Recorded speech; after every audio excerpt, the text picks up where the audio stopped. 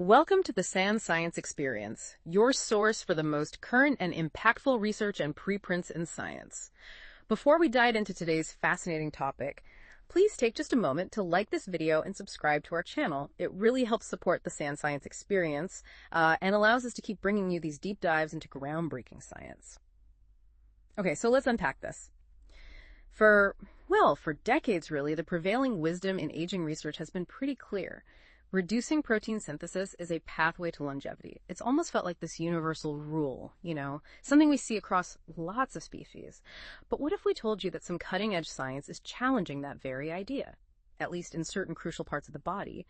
What if sometimes actually boosting protein production is the key to healthy aging? Indeed. And that's what we're digging into today. There's a new study just published this week, July 15, 2025, in Plos Biology. And it suggests that for certain cell types, stimulating protein synthesis might actually be, the answer. It's a really interesting reversal of a concept we've held for a long time. Significant implications, too. Right. So our mission today is to explore this paper. It focuses on a molecule called MAF1 and its, frankly, surprising role in extending lifespan, particularly within our own neurons. Okay, before we get into that mind-bending part, let's just set the stage. Why has less protein synthesis been linked to longer life for so long? What's the basic idea there? Absolutely. So the general thinking goes like this. If you reduce a cell's ability to make proteins, especially maybe earlier in life, it can trigger these beneficial stress responses. It's almost like you're putting the cell into a mild hardship mode, and that activates survival pathways, changes gene expression, and, the outcome often observed is extended lifespan. Plus, we do see a natural decline in protein synthesis as organisms age, including humans. It's been pretty widely documented. Okay, so that's the established view, but this new paper throws a curveball. Stimulating protein synthesis, specifically in older neurons. Maybe that's the real key. Let's talk about MAF1. That's the molecule right at the center of this, isn't it? What exactly is it, and what's its job in the cell? Right. MAF1, it's a highly conserved molecule, meaning we see it across evolution. Its main job is to act as a repressor. Think of it as a brake for RNA Polymerase III. We call it Pol III for short. Now, Pol III is a really vital transcription machine. Its job is making short, non-coding RNAs, things like 5S RNA and tRNAs. And these are absolutely essential building blocks for ribosomes. The cell's protein-making factory. So basically, MAF1 acts like that brake pedal on the protein-making machinery. When MAF1 is active, it slows down the production of these key parts needed to build new proteins. Okay, brake pedal. Got it. So the researchers looked at this in fruit flies, Drosophila. What did they actually do with MAF1 in the flies? And what was the big picture result for lifespan? They used a technique called RNA interference, RNAi. It's a way to specifically knock down or reduce the activity of a target gene, in this case MAF1. And they did this in adult fruit flies. The initial result was quite striking, actually. Reducing MAF1 significantly extended the lifespan of the female flies they tested. And what's really compelling is that this isn't entirely new in principle. Similar effects, reducing MAF1 function leading to longer life, had actually been seen before in worms and even mice.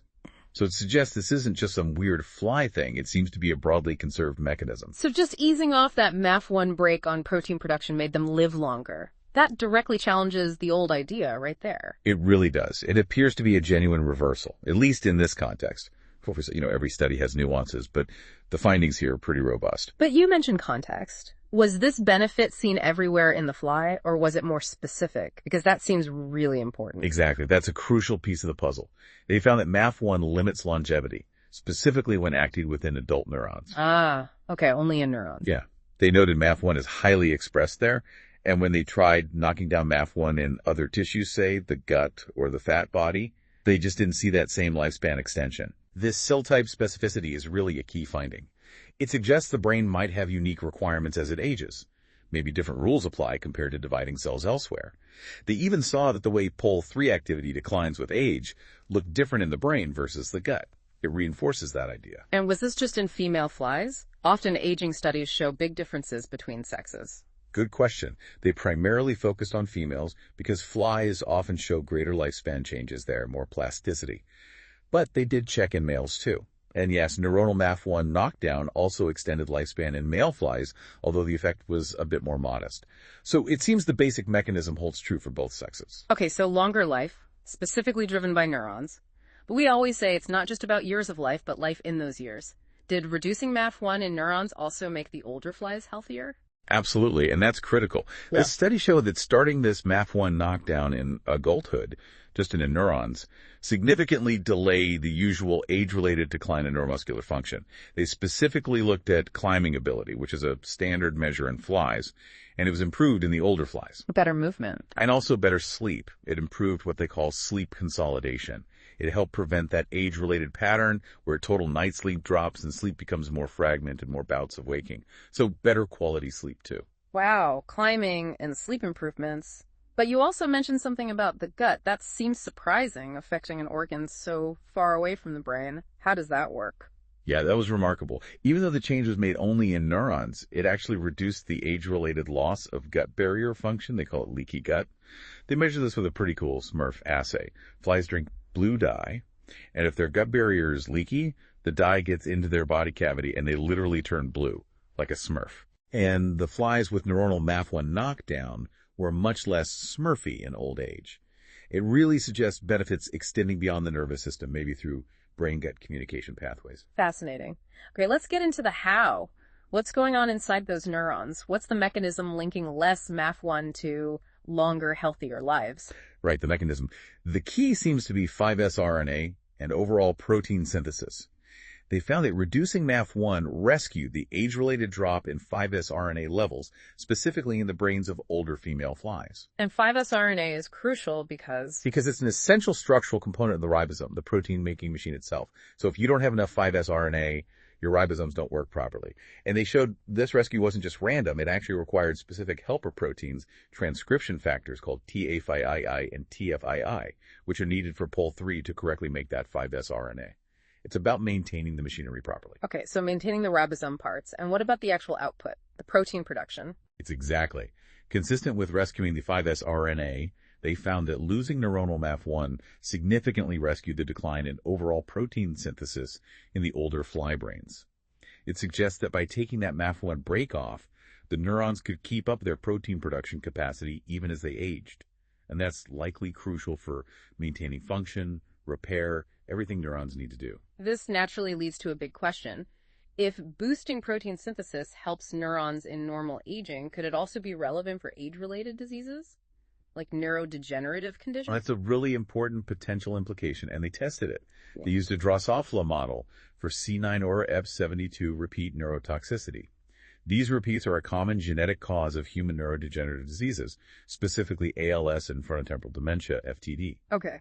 And they found that knocking down MAF1 just in the neurons partially rescued the shortened lifespan seen in the flies expressing these toxic repeats. Wow, so it helped even in a disease model. Yes. It suggests that perhaps boosting neuronal protein synthesis could have protective effects, maybe by counteracting some of the toxic mechanisms in these diseases that involve inhibiting protein production. It certainly opens up a potential therapeutic angle to explore. This really does turn a lot of the old thinking on its head. So stepping back, what's the big picture? How do we square this finding boosting protein synthesis is good for neurons with all that previous work showing reducing it is good for longevity? I think the key takeaway here is cell type specificity. Aging isn't monolithic. What's good for one cell type might not be good or might even be bad for another. So while reducing Pol III activity and protein synthesis might be beneficial in cells that divide rapidly, like gut stem cells, perhaps to prevent errors or conserve resources, it looks like enhancing Pol III activity and protein synthesis could be beneficial in cells that don't divide, like neurons, which need to last a lifetime and constantly maintain themselves. So different strategies for different cells. Exactly. And both strategies might actually be working towards the same ultimate goal, maintaining proteostasis. That's the overall balance of making proteins, folding them correctly, and getting rid of damaged ones. Maybe increasing translation in neurons helps improve protein turnover, clearing out the junk that accumulates with age, which is absolutely vital for keeping neurons healthy, especially over the long haul and in disease states. It's about tailoring the approach. So this deep dive really shows us that, counterintuitively perhaps, stimulating protein synthesis in our aging neurons might not just extend lifespan, but could also improve really important functions like movement, sleep, gut health, and maybe even offer protection against some devastating neurodegenerative conditions. It definitely challenges that old universal rule. It really makes you wonder, doesn't it? What other deeply held assumptions about aging science might be waiting for a surprising twist like this? And what could that mean for how we approach health and longevity down the line? Thank you for joining us on this fascinating journey into the latest science. If you found this deep dive valuable, please do like this video and subscribe to the Sans Science Experience for more groundbreaking research breakdowns. We really appreciate your support for the Sans Science Experience.